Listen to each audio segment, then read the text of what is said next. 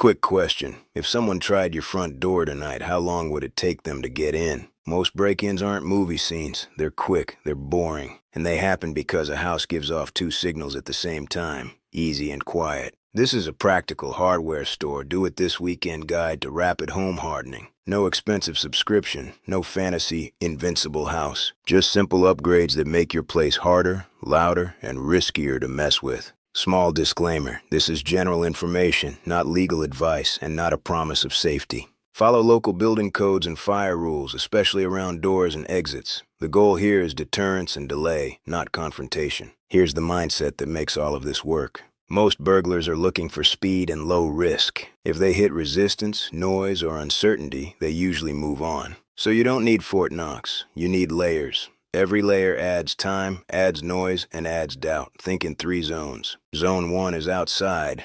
The yard, driveway, walkway, and anything that creates distance and visibility. This zone is about being seen. Zone 2 is the shell. Doors, windows, the garage. This is where most break-ins happen, and where you buy your biggest time gains for cheap. Zone 3 is inside. What happens if someone still gets in? This is about buying time for you to react and get help. Now let's get practical. Before you start buying stuff, do a 10-minute audit. Walk around your home like you're a stranger seeing it for the first time. Look for 3 things. First, where could someone stand without being seen from the street? Side gates, blind corners, tall shrubs, the space behind your garage, that little gap between you and the neighbor's fence. Those are work zones for a burglar. Second, what can they touch in 30 seconds? Front door hardware, sliding doors, low windows, basement windows, and that door from the garage into the house. Third, what can they use against you? Loose bricks, patio chairs under windows, ladders, tools, a trash bin that can be dragged under a fence. The goal is to remove free leverage. Now make a simple hardware store list. Don't overthink it. Pick up a box of 3-inch wood screws, a heavy-duty strike plate, and if you can swing it, a door reinforcement kit that strengthens the jamb. Grab a basic door wedge or door brace for the inside. For windows, get security film for the ground floor and a pack of contact alarms for doors and windows. Add 1 adjustable bar for sliding doors. If you want cameras, start with 1 at the front door and 1 covering the back. If you want lighting, start with 1 motion light for the main approach and 1 for the dark side path. Tools you'll want on hand: a drill, a Phillips bit, a tape measure, and a small level. That's enough for most of this. And here's the rule while you're doing upgrades. Don't create a fire trap. Security that blocks you from getting out is not security. Any door you reinforce still needs to open quickly from the inside, and everyone in the house should know how it works. Start with the front door, because that's the #1 target. The weakest part of most doors isn't the door slab, it's the frame, specifically the strike plate, the little metal piece your deadbolt slides into. Builders often use tiny screws that only bite into soft trim. 1 hard kick and the trim splits. Fix. Replace those short screws with long screws that reach the wall stud. The simplest version is 3-inch screws in the strike plate. If your strike plate is thin or bent, upgrade it to a heavy-duty one at the same time. That's a $5 to $15 fix that can turn 1 kick into 10 loud kicks. 10 loud kicks is the whole point. Do the hinge side too.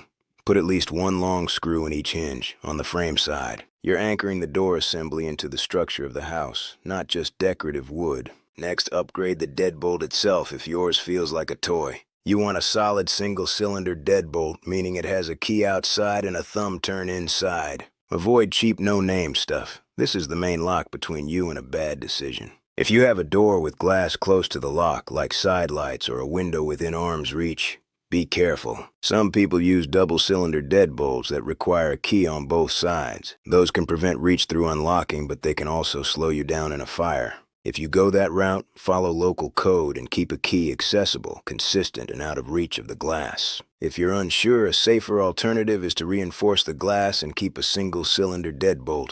Now windows. Windows are the quiet entry.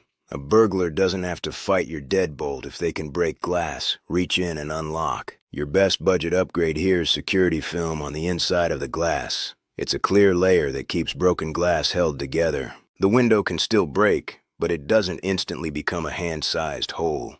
The intruder has to keep working, and that work is loud, slow, and messy. Focus on ground floor windows and anything accessible from a deck, fence, or garage roof. If you can reach it standing on something, assume someone else can too. To get the most out of film, install it correctly and consider anchoring it to the frame with an attachment system if you're serious. Film by itself helps a lot, but frame anchoring makes it much harder to peel away. For sliding windows and sliding doors, you want a physical block, not just the latch. The classic is a dowel rod or security bar in the track. If the door can't slide, it can't open. Pair that with a secondary lock like a pin lock that prevents lifting or forced movement. The point is redundancy. Now the garage, because it's basically a huge door most people ignore. A common weak spot is the emergency release cord. Some garage doors can be manipulated from outside by accessing the emergency release mechanism if it's exposed. The fix is to secure the release so it can't be easily snagged from outside while still allowing you to use it in a real emergency. Don't disable safety features, just reduce the easy exploit. Also check the door between the garage and your house. That door should be treated like an exterior door. Solid core if possible, good deadbolt, reinforced strike plate, long screws. If someone gets into your garage, you don't want the house door to be the next easy step. Now let's talk about the outside zone, because deterrence starts before contact. Lighting is one of the best cheap upgrades, but the trick is to make it look normal, not paranoid. Motion lights work best when they cover approach paths and blind spots, not when they turn your yard into a stadium. Place motion lights at the driveway approach, near primary doors, and along any side path that provides cover. Use different sensitivity zones so the pattern isn't perfectly predictable. Unpredictable lighting makes people uncomfortable. Inside lighting matters too. If you're away, use timers or smart bulbs to create realistic, messy human patterns, not the same light on every night like a robot lives there. Next, sound and ground cover. Gravel is underrated. A strip of gravel under accessible windows creates noise you can't fake. People can't tiptoe across it without announcing themselves. Landscaping can help too, but keep it reasonable.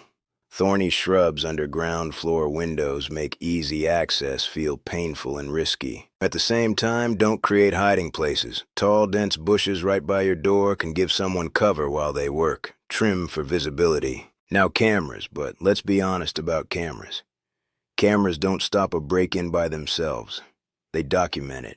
The value is deterrence, early warning, and evidence. If you're on a budget, you can still create a useful setup. Place cameras to cover faces at entry points, not just wide shots of your yard. A camera that sees a person's hat from the top is less useful than one that sees a face on approach. If you use any internet-connected cameras, change default passwords, keep firmware updated, and don't reuse passwords. Security gear that's easy to hack is just expensive decoration. Another smart budget move is simple window and door alarms. The little contact alarms that scream when opened are cheap and effective. They turn a quiet entry into a loud one, and loud is what burglars hate. Now the part most people skip, the if they still get in layer. You don't need a movie panic room. You need a plan and one strong door. Pick a room that's easy to reach at night, usually a bedroom. Upgrade that interior door to a solid core door if it's flimsy. Reinforce the strike plate and hinges like you did outside.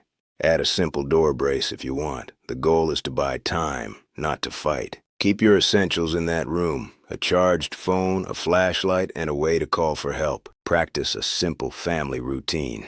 If something sounds wrong, everyone moves to the same room.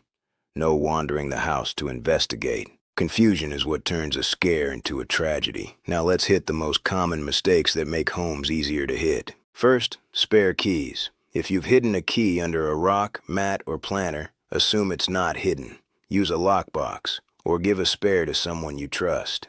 Second, visibility. Don't advertise expensive items through windows. At night, your interior lights turn windows into display cases. Use curtains or blinds, especially for street-facing rooms. Third, garage habits. Don't leave your opener in an unlocked car outside. That's basically handing someone a shortcut. Fourth, ladders and tools. Don't leave a ladder out that reaches second-story windows. Lock it up. Fifth, social media. Don't post that you're away while you're away. Don't post routines that make your schedule obvious. You're not being paranoid. You're denying free intel. Now, securing your home when you're away for more than a day. Your goal is to look lived in, not secured like a fortress. Strong security plus obvious absence is a bad combo because it signals there's something worth taking and nobody home. Handle mail and packages. Either hold mail, pause deliveries, or have someone pick up daily. A stack of packages is an invitation. Vary your lights. Vary your blinds if possible. Ask a neighbor to park in your driveway once in a while. Put trash cans out and back in. Little signs of normal life matter. Do a quick walk around before you leave. Close blinds where needed. Put valuables away. Make sure doors and windows are actually locked. It sounds basic, but most real-world break-ins are someone exploiting something left open. Finally, keep it simple. If you do nothing else this week, do these 5. That's a $5 to $15 fix that can turn one kick into 10 loud kicks. 10 loud kicks is the whole point. Do the hinge side too. Put at least one long screw in each hinge on the frame side. For sliding windows and sliding doors, you want a physical block, not just the latch.